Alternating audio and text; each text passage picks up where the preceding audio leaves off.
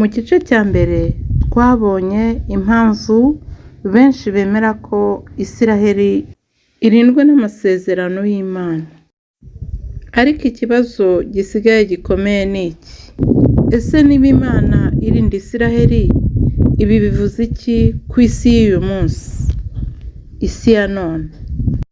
Isi y'uyu munsi iri mu bihe bikomeye, intambara, inzara n'ubwoba buri kwiyongera umunsi ku munsi. Inzirakarengane nazo ziri kubirenganiramo. Abana, abagore bari guhura n'akaga aho intambara ziri kubera, ndetse n'abandi.